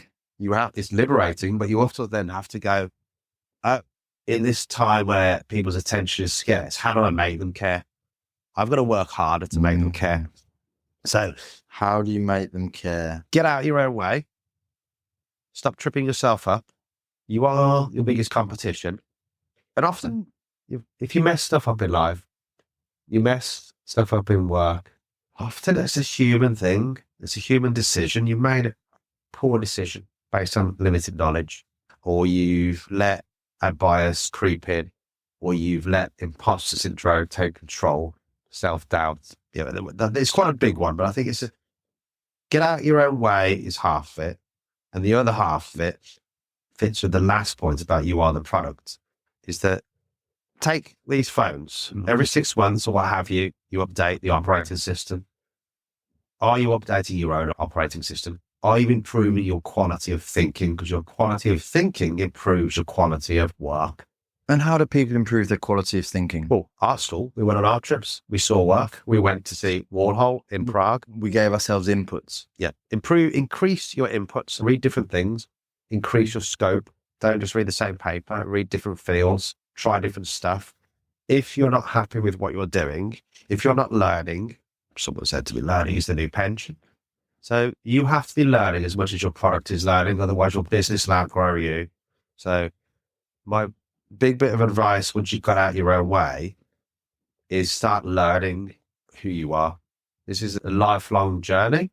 What makes you tick? What makes Al different? Why am I different to you? Why do we operate differently? All these different things. Dive into the psychology, dive into the psychometrics, because it's really liberating. All those things when people say, oh, you're too chatty, you're too like pacey, you're always walking. All those things that make you weird, make you actually super special. That's what makes you you. And once a piece of paper says that. When you say psychometrics, is that like the big five or more average, the Myers-Briggs, or those sorts There's plenty of them. I use Gallup's strengths. I'm a strengths coach. It fits with strength psychology. So what's right with people rather than what's wrong. And is this something that we could put a link to in the show notes that people can have a read, have a read the book and look into it. But you have to start learning about yourself. And essentially understanding your strengths and your weaknesses to improve. Yeah. Yeah. To optimize your performance. To get out your own way. So an overthinker needs to get out of their own way and stop thinking. So they need to put a rule in place where once I know 70% of the solution, I act. Like I always read loads of books. I don't buy another book until I acted on the last one or thrown it away. So you have to start realizing that you are going to trip yourself up, whether you know it or not. The psychology of how people are, the biases that we only know a little bit about at the moment. We just need to optimize who we are. Be the best version of yourself. I often say that. How can Matt be the best version of himself? What's he strong at? When does he do his best day at work? What was the best day of his life? How do we have more of them? That's sort of simple. How do we have less of the shit days, more of the good days? What was happening on a bad day? What's on a good day? How do you do that? Learning. Learn about you. Try different things. See if it works. And doesn't work. Constantly developing.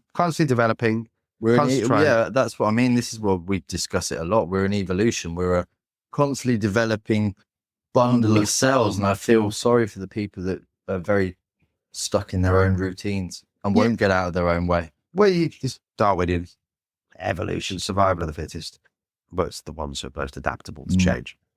Part of getting out your own way is what I've learned is my old CEO said this, and it stuck with me forever. Is that I think this is super useful to getting out your own way.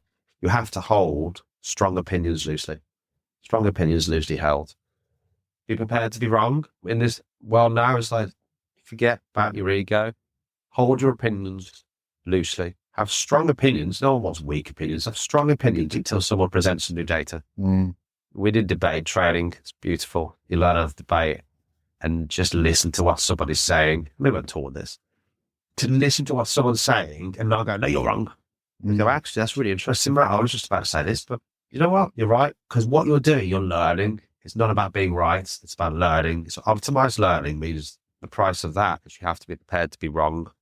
That's hard for people with an ego. And that's because we live in a time where we all know enough to know why we're right, but not enough to know why we're wrong. Exactly. Another thing, price of all of this is you have to be able to embrace being uncomfortable because the creative work happens. We all know this, the artists, when it's slightly uncomfortable, when we're feeling the doubt creeps in. So do things that make yourself feel uncomfortable, but are aligned with your direction of travel. Your comfort zones will kill you. Yes, exactly. Use the difficulty. So this comes from Michael Caine, but or Ryan Holiday, The Obstacle is the Way, his lovely book. There's a lovely clip from Michael Caine. Is all creatives know this, is that one of the factors that create creative isn't money, isn't people, isn't resource, it's constraint. So embrace the constraint, the lack of money, the lack of resource.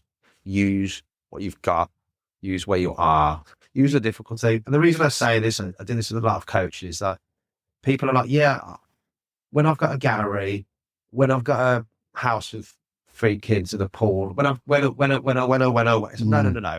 Start where your feet are. Start now. Start with what you've got. Just do something. Use the difficulty. That difficulty is unique to you, and the answer is on the other side.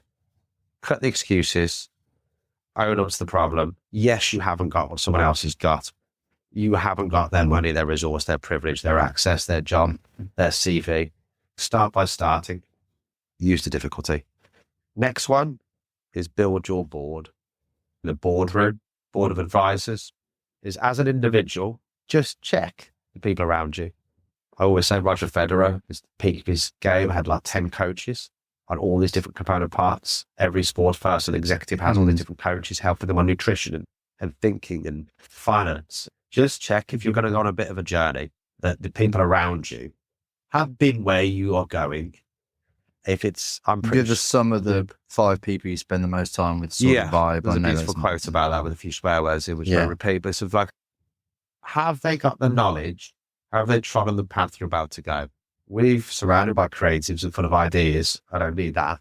I come up with my own. We can come up with enough of our own. I need a logistics guy. I need this person. I need, how do I realize these ideas? Yes. So before you diagnose yourself for going mad and it's my fault, just double check that the people around you are the right people. That's what I'm saying, digital friends. Just start thinking about the network. Just start thinking about who's been on the journey I'm about to go, who can shortcut stuff. Who's got a skill that I'm going to have to use? Have I got a coach? All these sort of things. Super, super useful because these are sort of like weapons to protect the battle you're about to fight.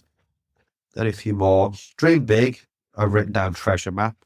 It's like, have a dream or work for somebody else's. I was just like, dream big, design your life, design your adventure. You're all creatives who listen to Matt's beautiful podcasts. It's like, design your life, apply your creativity. Create the life you want is kind of one of the things as part of the explore, inspire, create. So dream big. So when I'm coaching people, you go through like a coaching model, which is often what's the goal. But what's the reality? What's the outcome? What's the way forward? But most people are stuck on the goal. What's the future look like? What's good look like? What's 5 years look like? It's 2030. I'm sitting with you. The creative people are pretty good at that because they can picture. But then the fourth stage is to start thinking about what is the dream that you don't get on a train and hope it's going to get somewhere nice. You figure out before you get on a journey where it's going to hopefully destination. Goal destination. Just be really clear and go really big. The best way I would do that is just think about what your life looks like. You wake up in the morning, who's around, what are you doing? So start thinking about what true success looks like for you and dream big, be punchy. And if it doesn't feel slightly uncomfortable, you're not dreaming big enough. But again, it's easy to have the dream. How do you action it?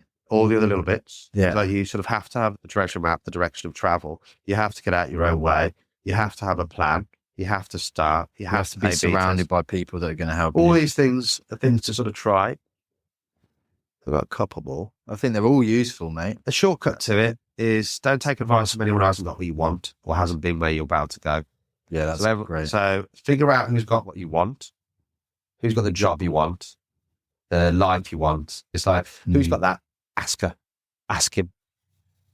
They may not give you the answer, maybe luck, but they will give you some goal and try it, put it into your A/B test. I love this quote. I use this a lot. And these aren't just cliche quotes you put on Instagram. These are things that I will take people through in a coaching session. This comes from Jimmy Iovine, Dr. Dre, their beautiful Netflix documentary, Define Once, is that Jimmy Iovine said racehorses have blinkers for a reason. That's beautiful. That's a lovely way of putting focus. Yeah. We are very incredibly unfocused and disciplined and distracted at the moment. The amount of people who say to me they haven't got time. So I say to them, you look at their diary and you go, I say, show me your diary, show me your screen time. Show me your screen time on your phone now, flip it round and I'll scroll down and I can see them squirm in the seats. Yeah. I don't do that. Yeah, brutally, but it's an awakening that most people will go, oh, I haven't got time. I couldn't possibly. And look at work. Let's look at the social media on screen time. We go, wow, well, that's 20 hours we could be. Or back in the day, it was the people that used to tell you, oh, I haven't got time to go to the gym, but I can tell you everything that happened on EastEnders or Coronation Street. And I'm like, well, that half an hour that you spent watching that, you could have just been at the gym. And we're not perfect. I know. Like my wife always says, make an excuse or make it happen. If your screen time on social is 20 hours a week, fine. But how about make it 18? Then make it 17. Just chip away at it a bit. I'm not saying you shouldn't be on social media. James Clear, 1% better every day. Exactly. If you've got your phone pinging and dinging, like if our phones are pinging and dinging in this, you look down at your phone because it flashes up on my phone because it flashes up. We get distracted from the conversation. We're off course. We should have just had our blinkers on and turned us to self to airplane mode. Exactly. But if you don't know where you're going and that's not aligned with your dream, a lot of people will go through the day with the blinkers off. Yeah. Solving all these distractions. Yeah. And missing the finish line. So actually, if you don't know where you're going, it doesn't really matter. Spend your whole day distracted because you'll feel like you've ticked off your task list. You'll do the stuff which is useful, productive, this hit the dopamine, made you feel good. But did it really move the needle or get you close, that uncomfortable? What can I do today that will benefit future me? Yeah, the corporate world used to call it BHAGs, horrible. It's like big, hairy, audacious goals. I would never use that. BHAGs, corporate. Big, hairy, audacious goal, Pete Jones style. What is the really uncomfortable goal here? Right. And guess what? As soon as you set a uncomfortable goal, most people want to avoid. Yeah. Because it's uncomfortable. Yeah. And it's be like, oh, let's just do the easy work. I'll answer a few emails. Or maybe I'll just do this and I won't set up the exhibition or I won't. Yeah. Something similar is like lick the frog mentality. You should always do the shittest job first. Yes, exactly. But knowing what the shittest job is. To get you to that end goal. Yeah. So this is why the dream big. Know where you're going. Know what the price of admission is. Know that you're ready to pay it. BHAG. Yeah. You can cut that one out. Big, hairy, audacious goals. Yeah, this is really important. I think from a corporate perspective, also, but not corporate, team perspective, work perspective. Know when to be a scout and know when to be a soldier. Say more. What do you mean by that? This is quite a big theory, but it's really important. It's from Craig Christensen's book, Harvard Professor, about how to measure your life.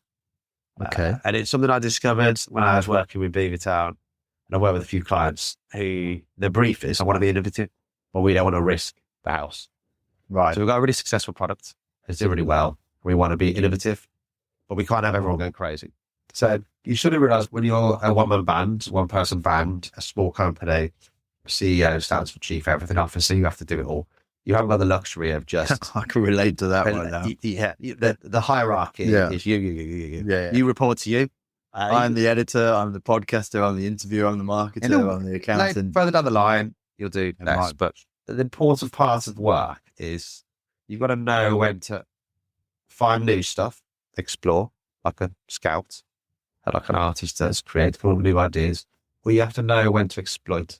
Exploit may be the wrong terminology, but when to be a soldier. Take advantage. So take advantage. So a good way of looking at this is that you have to, when I was younger, you have to apply an emergent strategy of saying yes to everything. So increase your scope, widen that lens of opportunity to increasing your luck factor, and then seeing what I like. When something I know I like sticks, put it into a more deliberate strategy. So how do I optimize and make sure I spend a lot of time around doing this. How do I have a career? And start with your A/B testing. You're trying loads of things.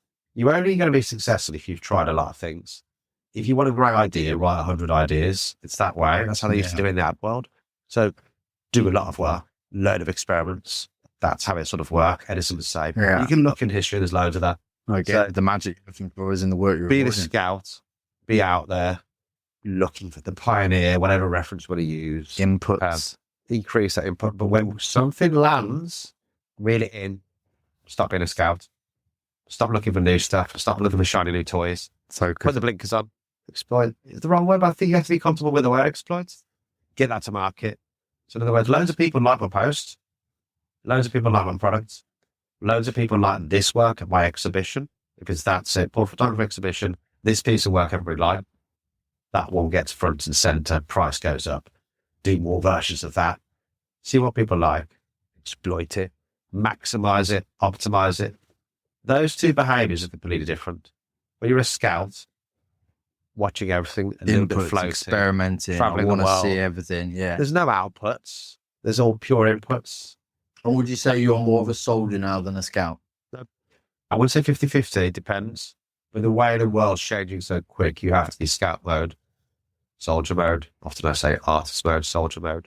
You have to sort of know these different modes you need to be in. You have to switch into that mode. Beavertown, good example, successful beer nickel, absolutely phenomenal. You don't want a bunch of scouts around there tweaking it, playing around with the recipe, messing it up. It works. Keep it as is, lock it down. Get the normal corporate people working on this. We need a bit of a working party to go off and find some adventurous new lands. Where's the pioneers? Off you go. Go do some mad shit. Come back. Look at the data. Move the needle. Okay. Right. What if we put a bit more effort and money into this needle? So same with social media advertising. Yeah. Put it out there. What works? If it works, throw some more money in it. Right. Investment. Yeah, you have to widen that scope of input, but then you have to put that input into production. And if it's just you and a small team, you then have to know when am I switching into this mode. Paul Graham, the founder of Y Combinator, a big venture capitalist firm out of San Francisco, wrote an essay on this, British guy, about makers and managers' schedules. So makers have a different schedule to a manager, soldier, scout. So just have a clear line. When do I need to be in this mode? When am I trying new stuff? When am I off exploring, inputting new information? When am I processing? Then when am I seeking the feedback from it? So often we're like, oh my God, that was amazing. Everyone loved my work. Everyone loves you. Everyone loves, you've been so successful. What did you do with it? Oh, nothing. What do you mean nothing? I'm back out trying to, stop trying new things. Stop the shiny new toy. Right. They loved you. Go with it. Scale it. Idea. Test. Scale. Boof. That's how a tech firm works. So I think that's super, super important because often we trip ourselves up. If you're too much scout. Oh, I'm an artist. I've got to constantly be innovating and coming up with new ideas. We wrote a blog on it. We've talked about before, doing and thinking. You got to know how to balance the two. Balance important. Balancing the two, optimizing the two, where we all like to put ourselves in. I'm a doer, not a thinker.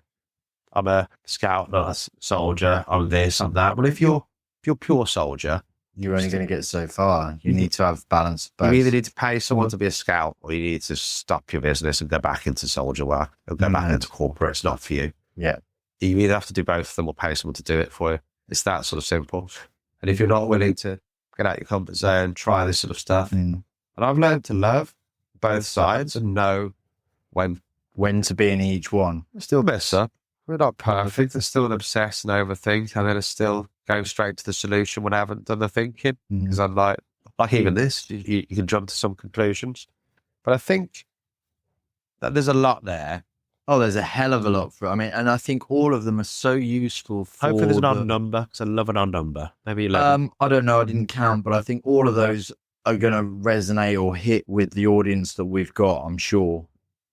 Just simply because there's so much good information in there. Find your why, do the work, get out your own way, make them care, appreciate difficult, building the board, dream big, focus, and scout or soldier. I mean, so much is going to resonate. Sounds like the contents of a book, doesn't it? Yeah, it does.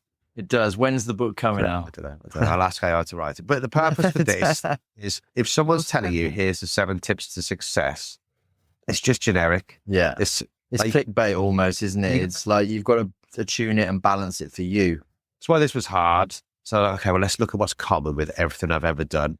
Whereas normally it'd be bespoke steps. In the particular lies the universal a lot of time. Exactly. Or so the other way around. There's some stuff to play around with. There's some stuff to try. There's some stuff to go. Hopefully there's some stuff in there. People are like, yeah, I hate that. That's fine. There's 1 or 2 things going quite like that. I'm going to try that. I'm going to unpick it a bit more. How could that apply to me, my business? Exactly. Even if someone takes one element of this and takes it away and it can benefit them, that's what we want, isn't it? Yeah. If they don't take any of it, yeah. Sod you, the lot of you. Sod the lot of you. That's what was the point in us doing this podcast? Anyway, dude, I think we've spoken about a lot of really good stuff there. And again, one of your phrases, relentlessly useful. I think people are going to find this so useful. So we do have a closing tradition on the Creative No Land podcast, which is that we like our guests to leave us with some sort of quote or inspiring quote that resonates with you for some reason. I mean, you've given us quite a lot of good quotes throughout that already. And also someone in your network who think would be an inspiring guest. What was the brand guy from? I'll try Tom if I get Tom, but I've got it now. I've got quotes. I have like 1,000 quotes on my phone that I've stored, but this one feels relevant because it's for wacky races. Dick Dastardly. Don't just stand there, do something. Like he used to say to Muttley, we can often stand there too long. Sometimes you've got to do something. It's just, think a bit, then act. It's funny, actually, that's one of the things my boxing coach said. The longer you stand there, the more likely you're going to get punched. Yeah. So don't just stand there, do something. What's that Tyson quote? We all have a plan until we get punched in the face. Yeah. But I think that's quite nice. And then that's great. Don't just stand there, do something. I think the easy thing would be nominate a really creative person to come on this podcast. Is quite commercial, like Tom. But actually, I think she doesn't know this, but one of the most creative people I know is my wife. And she runs a business. She wouldn't even say she's creative, but I think it takes some of my stuff to a different sort of level because she has to think on her feet and she has to run a business and she doesn't see it from a creative, necessarily she's being creative. She'll see it as problem solving, but it's the same thing. So I think if you get Ab on this podcast, I think it could be a little bit different. I think that'd be an interesting route because Abby, as I say, you wouldn't probably consider herself creative. We're bad creatives, and we're bad strategists, and we're bad problem solvers, and we're bad engineers. And it's like you break it all down, and it's often a similar process. But she is a successful businesswoman who runs her own company, so she must have had hurdles, problems to solve every day. Need to be every day. But she just wouldn't class herself as a creative. And she hasn't got a creative background. She's got a business background, straight from school, straight into work. Not at this thinking bollocks out, just rock on with it. Don't just stand there, do something. Yeah, she's already done stuff. I'm the one standing there. So I think from a dynamic perspective and a disruptive perspective, I think she would be really useful, especially some of the stuff I've just said resonates. Well, I can't wait to get Abby on because I love Abby and you and your family. You're one of my best friends. So I'm very pleased that you've come on the Creative No Land podcast. And I just want to say a big thank you for coming on. We've been through a lot together and you are always one of my go-tos when I need some rational thought process and what am I even doing? Should I start a podcast now? Yeah. Don't just stand there. Just think about all those invoices back, Yeah.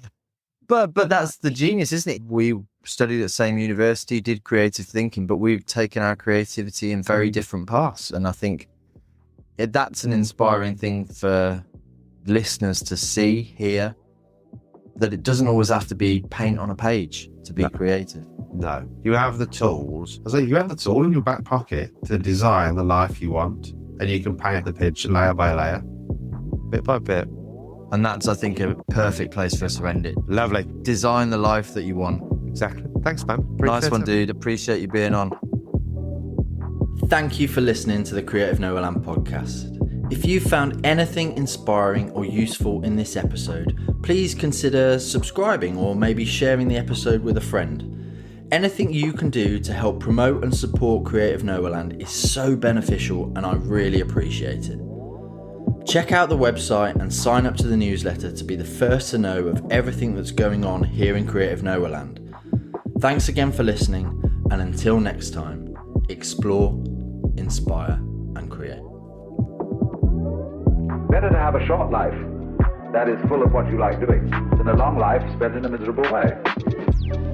And so, therefore, it's so important to consider this question: what do I desire?